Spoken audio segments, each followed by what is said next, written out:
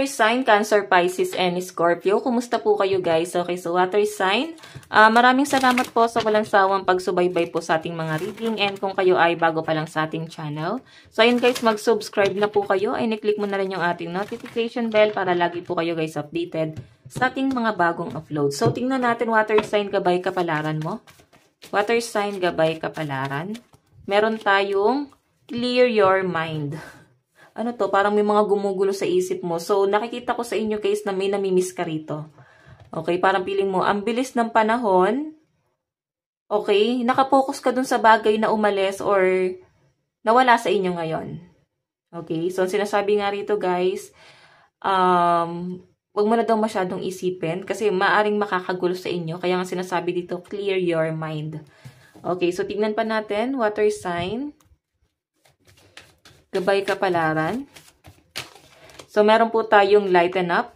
Ayan. Siguro kailangan mo daw guys tanggapin na ito na yung sitwasyon, ito yung nangyayari, normal na mangyari. Okay, na walang permanente. Hindi natin sila guys kailangan i-please para magstay sa atin. Okay, so I think ikaw, kailangan mong maliwanagan. Kailangan mo guys magkaroon ng parang mag-matured. Okay, kasi yung mga importanteng tao sa buhay mo, nakakaligtaan mo dahil dito sa nawawala sa buhay mo. Okay, hindi mo sila gano guys napapansin, hindi mo sila guys gano nakikita kasi mas nakatuon yung pansin mo sa ibang bagay. Okay? Tingnan natin. Ano pang ipapakita? Gabay kapalaran po.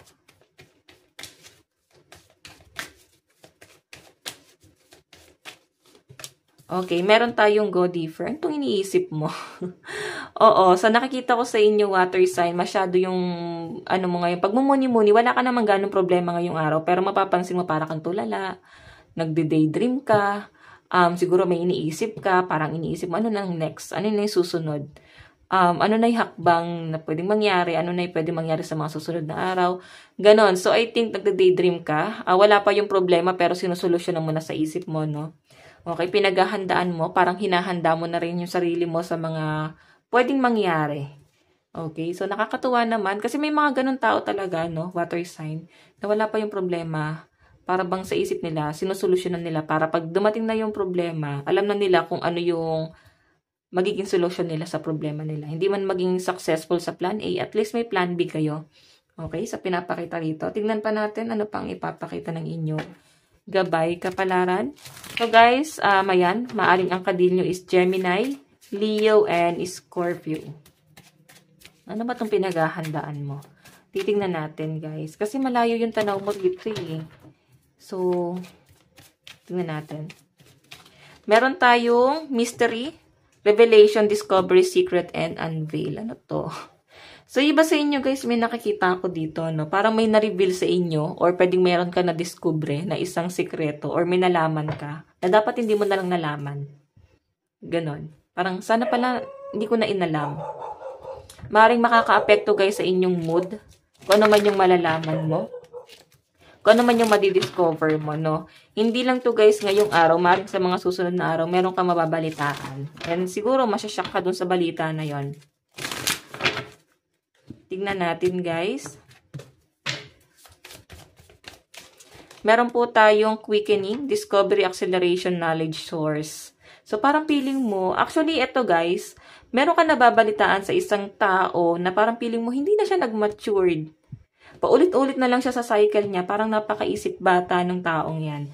Para bang ikaw na yung pumasan sa responsibilidad niya. Okay? Ikaw kasi malayo pa yung gusto mong marating sa buhay mo. Okay? Mataas ang pangarap mo.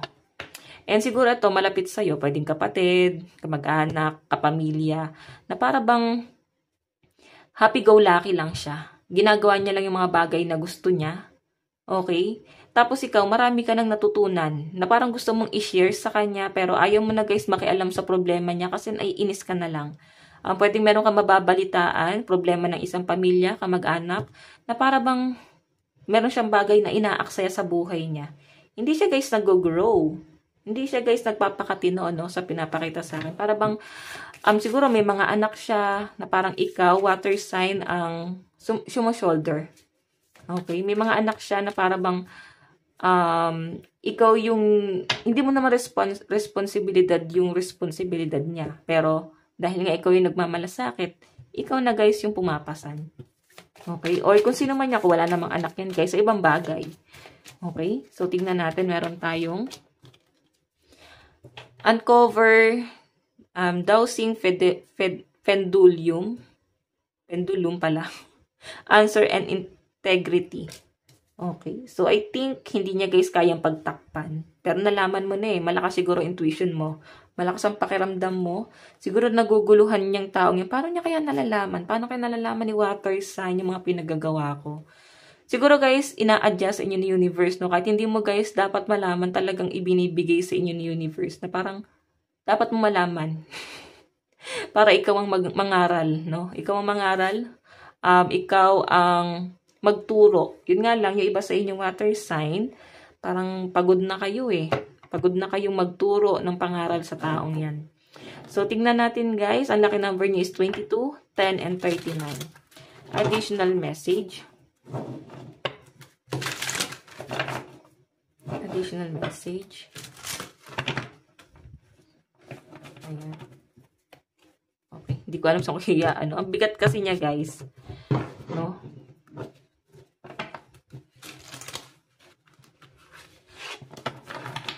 Okay.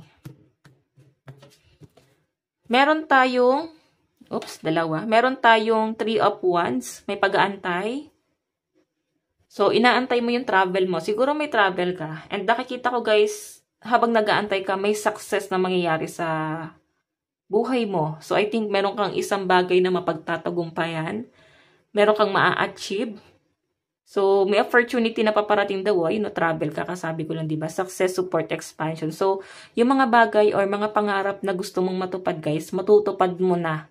Okay? Hindi mo na guys kailangan mag-antay kasi ibibigay na kusa sa inyo ni universe.